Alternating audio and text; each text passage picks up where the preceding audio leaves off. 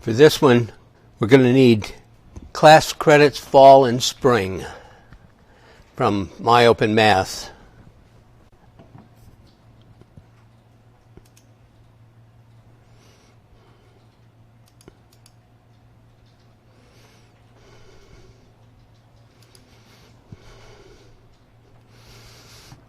And we're going to use the full list, all 1, 2, 3, 4, 5, 6, 7, 8, 9, all 10 of them.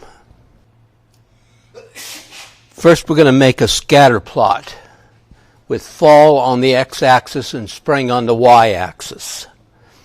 And to do that, if you mark them, it will take the first column as the x's automatically and put in a graph. The idea in this is to predict the fall credits from the spring credits. All of regression, the idea is to predict something that's expensive or difficult to measure from something that's easy to measure. Like if you want the weight of cows, you measure the heart girth. It's easy to do, so you only need 20 or 30 cows, and you measure the heart girth and the weight, and then use the heart girth to predict the weight. We did this for alligators. I personally didn't do this for alligators, which I consider a plus. But people actually trapped alligators, got the length, and weighed them, and then predict the weight from the length. And if you watch some of the Discovery Channel programs where they're hunting alligators, they will actually measure the length of the alligator to decide what it weighs. So in this, we're going to predict the spring credits from the fall credits, and we're going to add the trend line on here. But first, get the average x and the average y. So if you go to the bottom of fall credits, and you can do it automatically, get the average. And then if you copy that over to the next column, it will give you the average y. So the average x, the average number of fall credits is 10.6. The average number of spring credits is 10.2.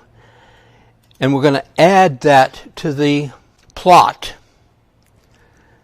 So if you right-click in there, go to Select Data, and we're going to add a series. And we'll call it average, since it's easy to do. And we only have one x, 10.6, and one y, 10.2.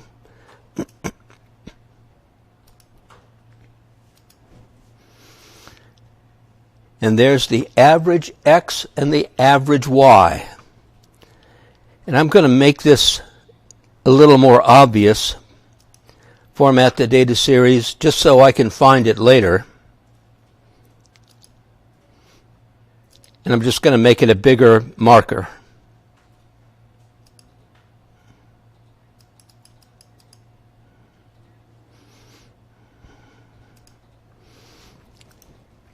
So there's the average for the x and the y. Now go into the graph again, right-click on one of the points and add trend line.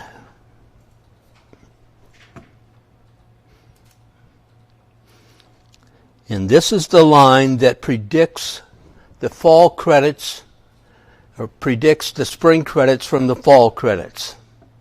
So we pick a spot, say 14 credits in the fall. You go up to the line and then over to the y-axis to find the number of predicted spring credits. So the line is the line of prediction.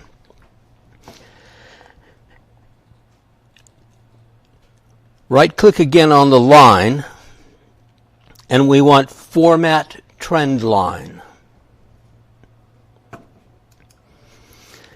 And for this, we want to put display equation on chart in the lower right-hand corner.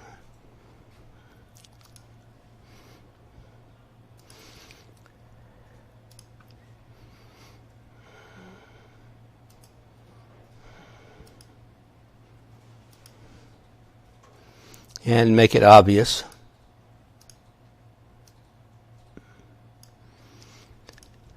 So the slope is 0.7589, and the slope is measured in spring credit per fall credit. So for every fall credit, there is 0.76 spring credits, and those are the units of the slope. The intercept is 2.1516, and it's just holding down the line. That line will always go through the average x and the average y. The line is held down by that average x and average y. It's always there. And then all we're doing is taking the slope and manipulating it up, down, and that determines the intercept. So we've always got one point that the line goes through. Also, we can get the slope and the intercept from Excel.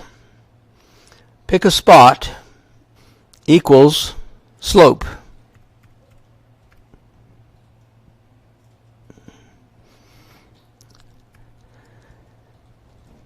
When you do the slope command, you always have to put the known y's in. Put the y in first. Otherwise, it will give you a line going the other direction. So we want spring credits marked, and make sure you don't get the average in there. Comma. Then the fall credits.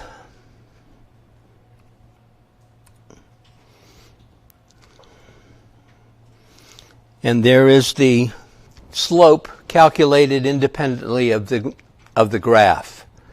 And it's exactly the same as the slope that comes out of the trend line. The intercept is equal intercept.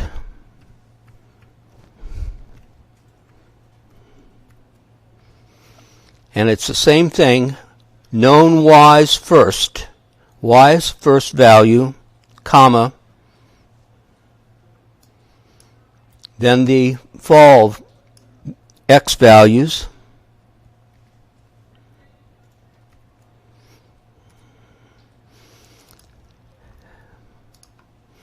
and the intercept is 2.155.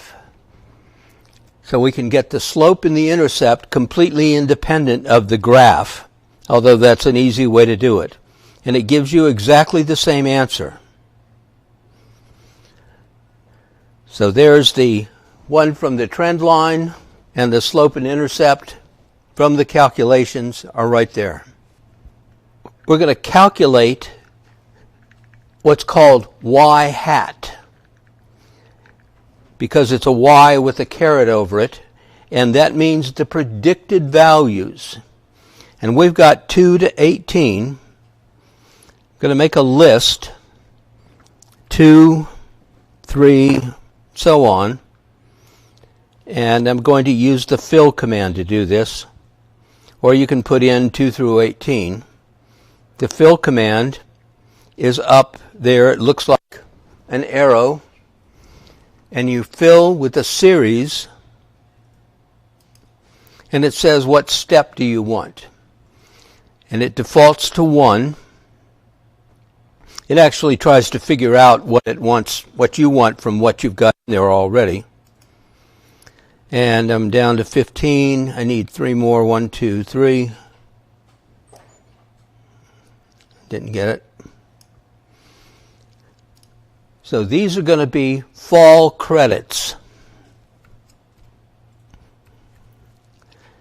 And the next column is going to be the predicted number of spring credits for each fall credit. And the easy way to do this is equals, and then click on the intercept that we just calculated. And we'll use that cell reference plus the slope in that cell times the number of fall credits. So it says if there's 2 in the fall, then we're predicting 3.7 in the spring. If you've used the cell reference, you need to go back into that calculation and lock the cell references for the slope and intercept. My intercept is in cell H28. I need to put a $sign in front of the H and in front of the 28. And then a $sign in front of the H and 27 to lock those cell references. So when I copy this formula down, they're always there.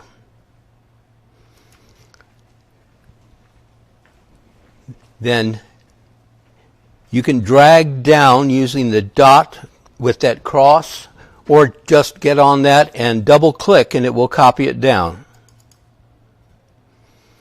And the first thing you always need to do is get rid of decimal places.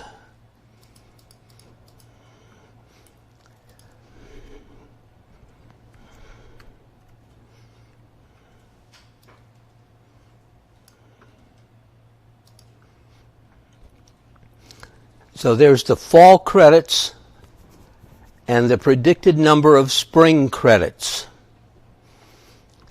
We're going to add those to the graph. Go back to the graph, the scatter plot, right click in there again, and we want select data. We're going to add a series.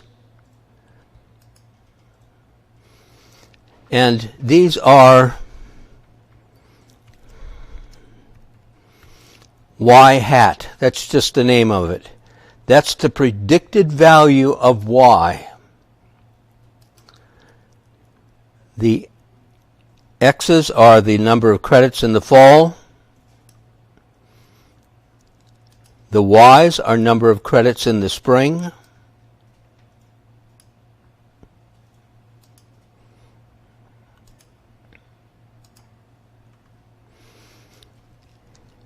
And there are the predicted values for each one of those fall credits.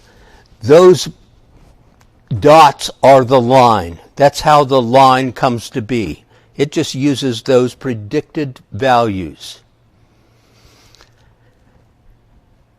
In these things, I have to know how good this line is. And the only information I have is the measured fall and spring credits. So that I need to find the difference between the predicted and the observed values of Y. So for 18 credits in the fall, I actually have 12 credits in the spring. I want to know what the line says. So I'm going to calculate again, same thing, except this time I'm going to use the fall credits from the original data. So I can compare the actual Y values to the predicted Y values. So this is spring, this is predicted.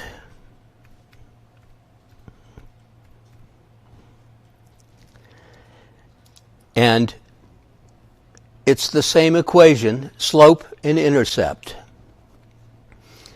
Have you ever used a cell reference name? Go to the slope, wherever you put the slope from the calculation,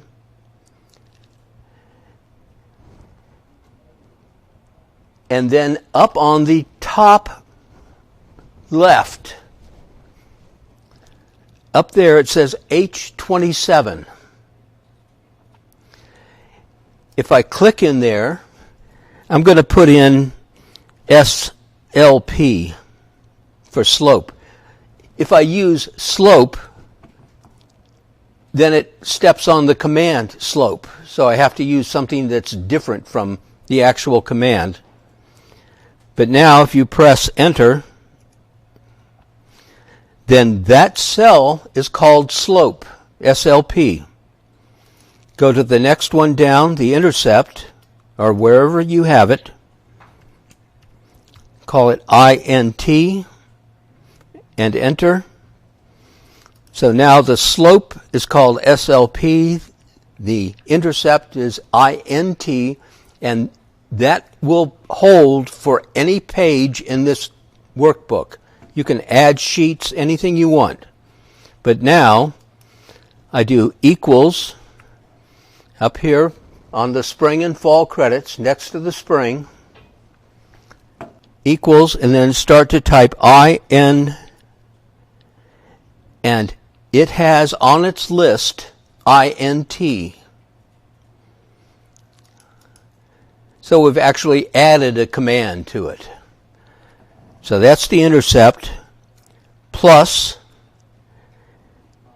then start SLP. We doing okay? And there's the slope that we just added, times the number of fall credits. And if you look down on what we had before, 18 credits, it predicted 15.82, and that's what we have there.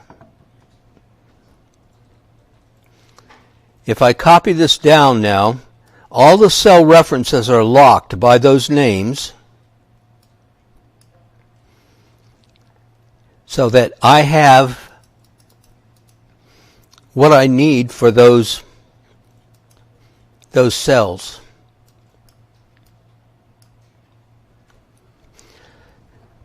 So the spring credits, as they are shown, is called observed.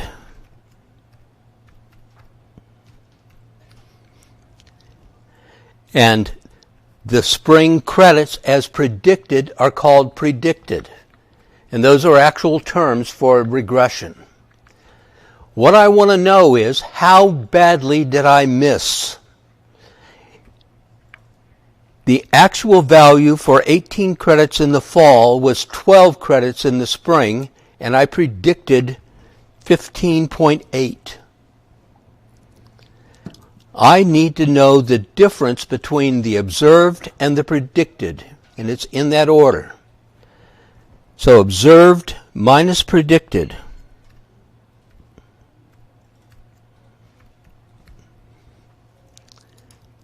Going to go right there, and it's observed, which is equal to 12, equals that cell minus the predicted cell.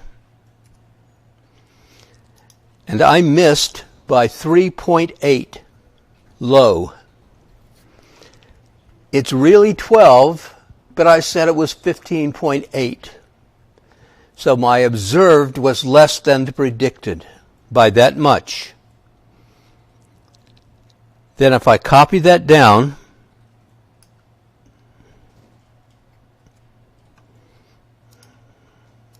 can't seem to get copied correctly.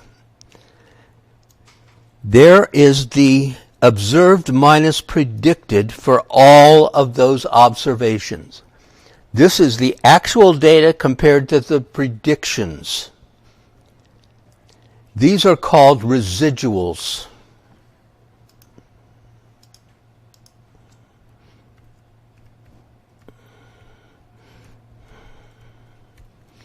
And they are basically the mistakes. So that if I looked at 2 credits in the fall, there's 2, and I predicted 3.7, and I had actually 4, then I missed by 0.3. The distance up and down between the observed and the predicted was 0.3. If I go to 6 credits in the fall, the actual value is 10, The predicted is 6.7. That's that point on the line right there. And the difference between the 10 and the 6.7 is the residual. And it's going top to bottom, straight down vertically.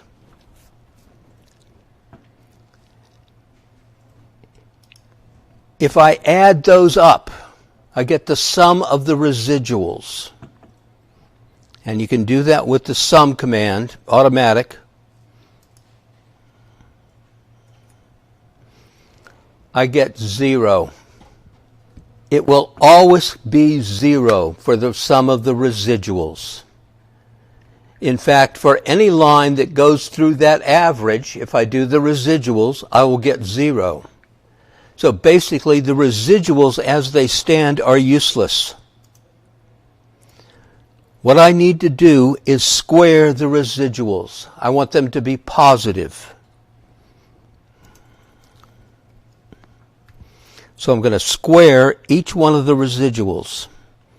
Equals minus 3.8, a caret, and a 2, which in Excel means square that value. And I don't know why it sometimes decides it needs that many decimals.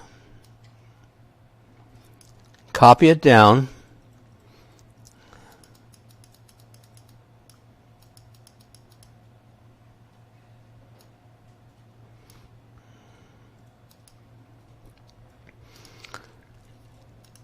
So those are the squared residuals. I'm going to add those up. Just sum them. And the sum of the squared residuals is 96.1.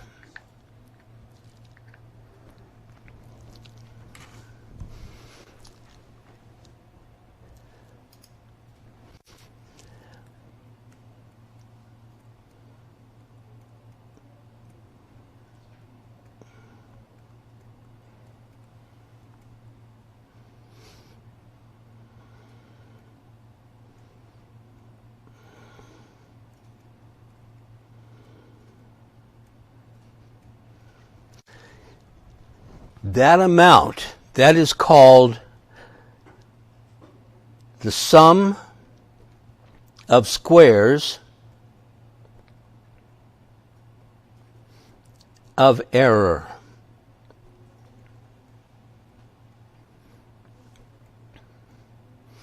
Or the SSE. That's the name for that. And for the equations that we've got for the slope and the intercept, that is guaranteed to be the smallest possible sum of squares of error of any line that I can put through those points. That's in fact the criteria for the line. This is minimize the sum of squares of error. So the residual is a mistake, basically. I find out how big it is, I square them and add them up. And see if I still got it here. This is 3 points. The average X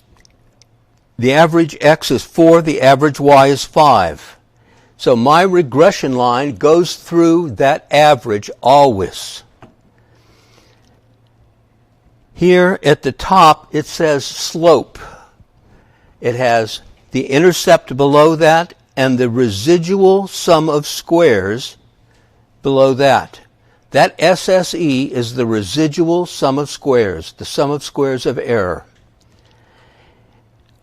I'm going to move that line up and down, change the slope. In this case, I just have to push on the intercept. But look how the sum of squares of error changes. 4.031 at the moment, with the slope of 0.25 and intercept of 4. If I move up until I get 6, that distance between there And that point, this is the predicted, that's the actual, that length is the residual. There's the residual for that one and the residual for that observation. If I square them and add them up, they will be 6.281. As I move that line up and down, the sum of squares of error, the residual sum of squares, gets bigger and smaller. And if I finally go to, it's around 4, the residual sum of squares is 4.03. If I move a little further down, it goes up. If I move up a little bit, the residual sum of squares of error goes up. This is called the principle of least squares. That's what drives all of this stuff. The minimum sum of squares of error is how the slope and the intercept are determined. And that's what happens. We're just taking the line through the average x and average y and tilting it. And we tilt it until we find where the sum of squares of error, the residual sum of squares, is a minimum.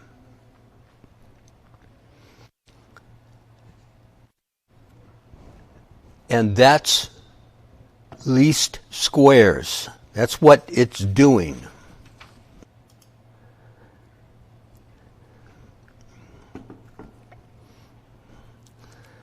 This is called least squares.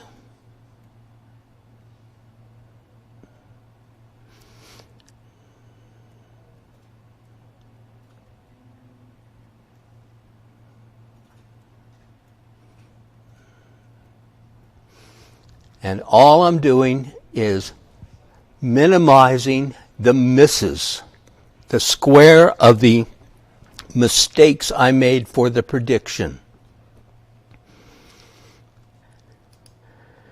So any other, where am I? Here it is. Any other slope and intercept would give me a larger value than 96.1. That's the principle behind it all. Minimize the sum of squares of error. This is actually what standard deviation is. Standard deviation is finding an average that minimizes the sums of squares of error from the average. So that this is something that you've done whenever you do standard deviation. Except now we're doing standard deviation across a range of x's. To predict from the equation, I basically draw a line up from the x until I hit the y, or until I hit the line, then draw over from the line to the y-axis, and that gives me the predicted value for the y. You find the value of x that you want, go up to the line and go over. Except we do it with an equation. Look at this line again that I got here.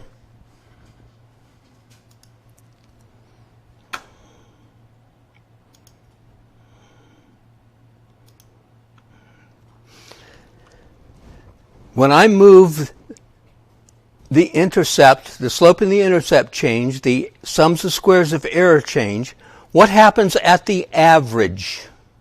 Average x and average y? Not a thing. That line pivots on that point. Because it pivots on that point, the best place to predict a value is close to the average.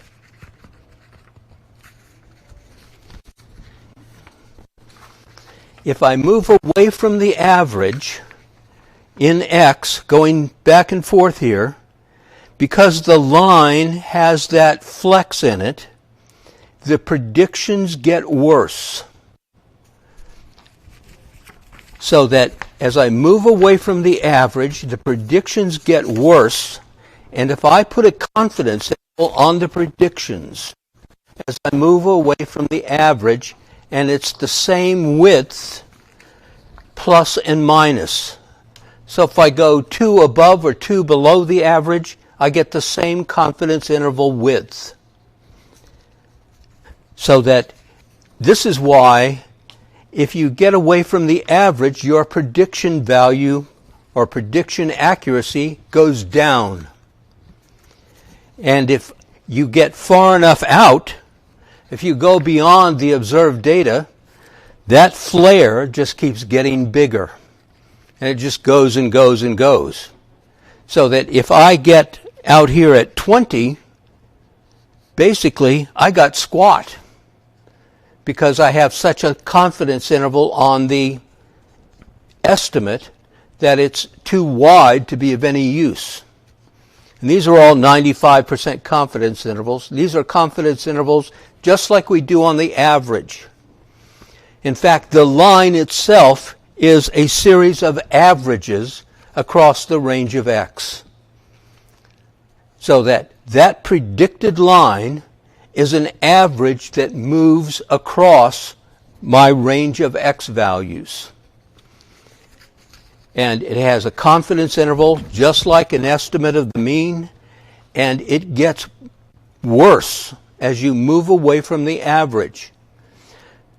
So that if I estimated the value of y from x equals 4, what will I get in this graph? It goes to 5, goes over to 5. It's always going to be 5. As I move away from the average, these errors get bigger and the line can wiggle more. If you imagine that line tilting on the average, it will go up to the top here and the bottom there, and vice versa. All predictions are best at the average, and the closer to the average, the better they are. The further away you get, the worse everything becomes, until it becomes so big that there is nothing useful in it.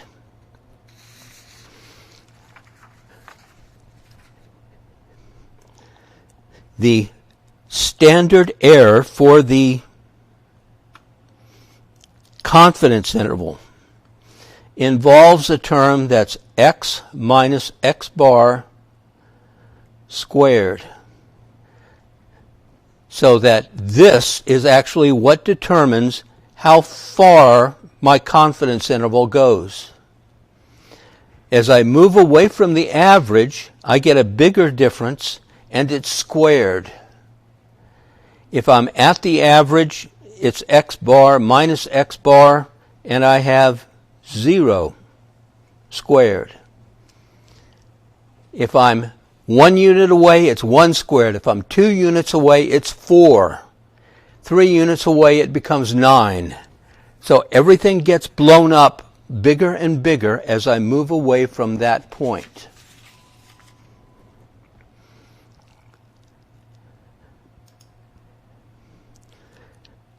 The important thing here is the residual sum of squares of error. And this 96.1 that I got here would be bigger if I used any other slope and intercept other than the ones that were calculated. So the criteria for calculating the slope and the criteria for calculating the intercept is least squares.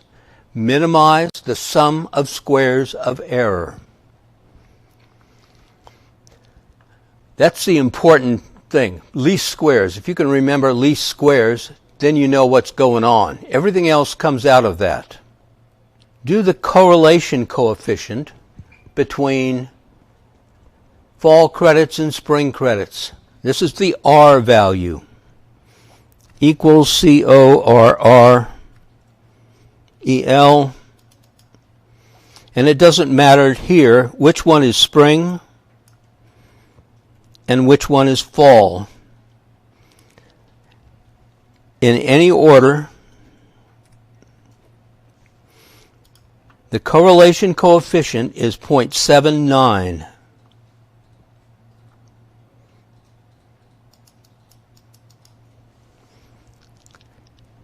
Go back into the graph. Right-click on the trend line and go back to Format Trend Line. And look down at the bottom where we put the equation on chart. Display equation on chart. Look below that. It says display R squared value on chart.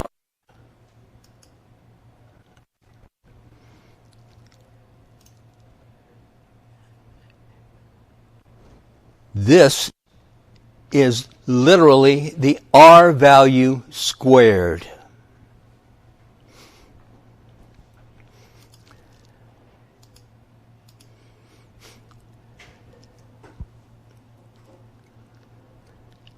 Officially, this is called the coefficient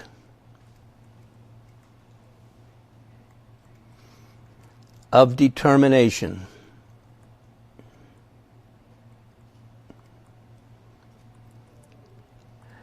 And it is R squared.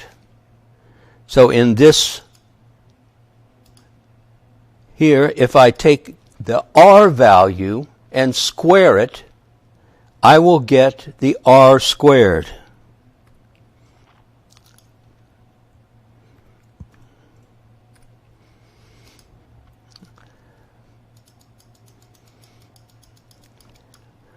Which is 0.6263, which matches what's on the graph for the R squared, called the coefficient of determination, R squared. Nobody says coefficient of determination. They say R squared. R can be as high as 1 and as low as -1. Plus 1 is a perfect positive relation. Minus 1 is a perfect negative correlation. If I square that, the R squared can be 1, as big as 1, or as small as 0. This is usually interpreted as a percent. So here, R squared is equal to 0.63, or 63%. This is the amount of variation in the Y values associated with the variation in the X's. All right, I have a clever picture here, hopefully.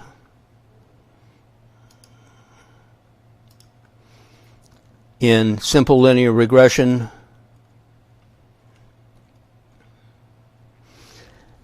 imagine I've got a bucket of Y values and all the variation that's in there.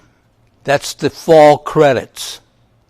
I take my regression, my slope and intercept, and they're a sponge.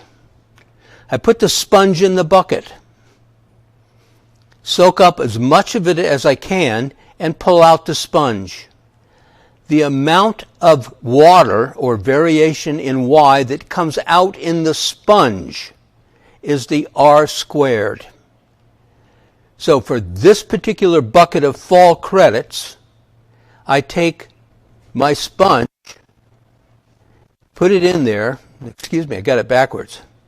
For this particular bucket of spring credits, I have a fall credit sponge, I put it in the bucket, and I soak up as much spring credits as I can, and I take it out.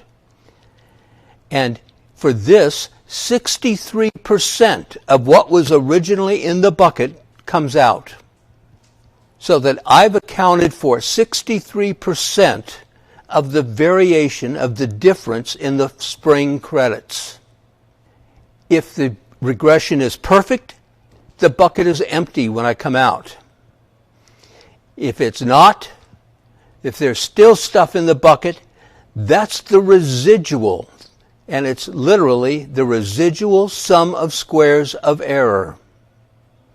That's that 96.1. I put the sponge in the bucket, I pulled out 63%, and the residual sum of squares of error was 96.01 or 10. 63% is accounted for. Some people and some text will say that the R square is the percent of Y explained by X. So that fall credits supposedly explain 63% of spring credits. That's not true. You can't prove anything with statistics. All we can say is that they are associated. So we haven't explained anything. We've only determined the association. So that if the R squared is 63%, how much of the original variation is left in the bucket?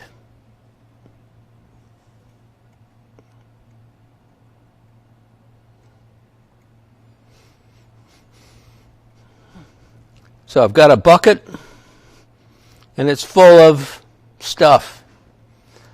I put the sponge in, and the sponge brings out 63%, and in the bucket,